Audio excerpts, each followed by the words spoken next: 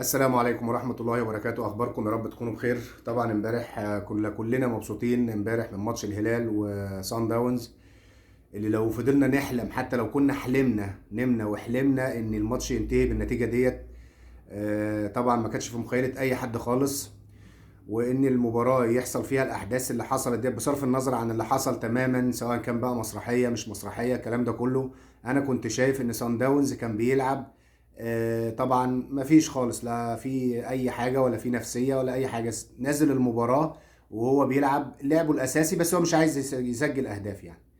اخيرا يعني من الاخر ان هو ما كانش عايز يسجل اهداف خالص. كان بيمشي كوره وبيلعب بالمهاره بتاعت لعيبته، والوان تو هات طبعا كنا شايفينها كنا في الملعب. طبعا ده كان في النص بتاعهم، وبعد كده بيتنقلوا للنص التاني طبعا لفريق الهلال، وبرضه مش عايزين يروحوا لحد ال 18. كانت الكوره بتروح لحد ال 18، كنت بتحس ان في لا مبالاه اساسا في الباص. هما ما كانوش عايزين اي حاجه من المباراه، حتى لو كانوا اتغلبوا ما كانش فارق بالنسبه لهم، بس هما الناس برضو لعبوا كوره. والحمد لله ان حصل اللي حصل، والحمد لله وفعلا وقدر ربنا ان احنا يبقى لنا امل وتبقى الفرصه الاخيره فعلا في القاهره. وطبعا كون ان الحكم يحسب في الدقيقه 88 او 90 ضربه جزاء، هي ضربه جزاء عشان نبقى صراحه ودغري مع بعض، هي ضربه جزاء. وفعلا الحمد لله برضو ربنا قدر انها تضيع، والحارس يصدها. ما مش عارف بقى هي معمولة هي ملعوبة ما تفهمش، بس كل اللي حصل في الماتش امبارح ده ربنا كان مقدره، وكان مقدر للأهلي ان يبقى له فرصة أخيرة، وهتبقى بإيد اللعيبة وبإيد الناس اللي هتبقى في الملعب، او ال11 راجل اللي هيبقوا في الملعب. وانا اعتقد ان ديت الفرصة بتاعتهم وجات لهم لحدهم لإثبات ذاتهم وإثبات وجودهم في النادي الأهلي. وفي الفترة دي محدش هيقدر يتكلم خالص ولا يفتح بقه لحد يوم 1/4، لحد ما نشوف المباراة الأخيرة مع الهلال السوداني.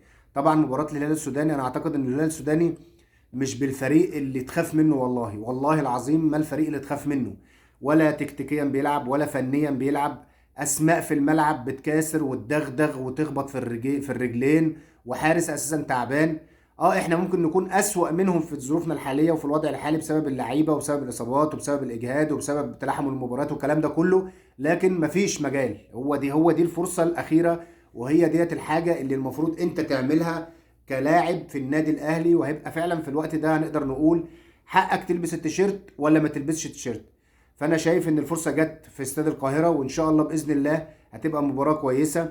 وان شاء الله باذن الله اهم شيء ما يكونش اللعيبه تحت ضغط جامد جدا وشحن عالي، لان ممكن الشحن العالي ده يقلب شحن سلبي. وربنا ييسر ان شاء الله باذن الله، وتبقى الشحن اللي احنا بنعمله سواء كان اعلام سواء كان جماهير سواء كان مجلس اداره سواء كان فنيين او النقاد الرياضيين اللي بيتكلموا في الكوره، يبقى شحن ايجابي للعيبه، وما تتخطاش لمرحله يبقى شحن سلبي لا قدر الله باذن الله. وباذن الله نعمل مباراه جامده، وبتمنى من الامن المصري ودولة مصر والاتحاد الكورة يساند الأهلي في الظروف ديت، ويفتح فعلا الاستاد للجماهير، لأن فعلا احنا مش هنعمل أي حاجة، مش هتبقى في أي حاجة حتى لو لا قدر الله خسرنا. الهلال ملوش أي علاقة بالموضوع خالص. الهلال زي ما دخل بأدب واحترام هيخرج برضو بأدب واحترام، بس لازم الجماهير ديت تحسس اللعيبة ديت بالمسؤولية، ولازما اللاعب يدوس على نفسه. اللاعب اللي كان بيلعب في المباريات العاديه في الدوري، سواء كان بيجري 5 كيلو 6 كيلو، لا المفروض يعمل حسابه على انه هيجروا 12 من 10 ل 12 كيلو في المباراه اللي زي دي.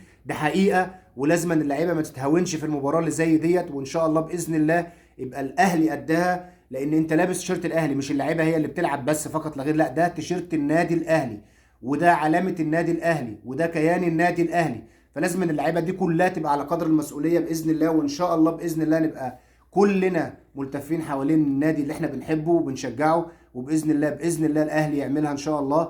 طبعا مع الظروف اللي حصلت لنادي الزمالك للاسف الشديد، وهو ده قضاء يعني قدرنا في مصر حاليا، ان اهلي والزمالك يبقوا اسوأ ما يكون. بس ان شاء الله باذن الله نعدي المرحله ديت باذن الله، والزمالك كمان باذن الله يرجع في الدوري، وباذن الله يبقى برضو بعد كده يبقى في ترتيب تاني خالص للبطوله الافريقيه بالذات، لان احنا من كل حته انت بتجابه كل حاجه، يعني كل حاجه. الهلال السوداني اللي طلع لنا فجاه ده يعني كله بيتكلم، ومجلس اداره بتتكلم ومدير تنفيذي بيتكلم ورئيس مجلس اداره بيتكلم، حاجه اساسا انت اول مره تشوفها وتعرفها. للاسف الانديه دي لازم تعرف حجمها ولازم تعرف قدر نفسها وقدر مسؤوليه رؤساء مجالسهم اللي هم بيطلعوا يتكلموا في كل حاجه على النادي الاهلي، سواء كان على النادي الاهلي او على نادي الزمالك. وان شاء الله تبقى مرحله وتعدي باذن الله.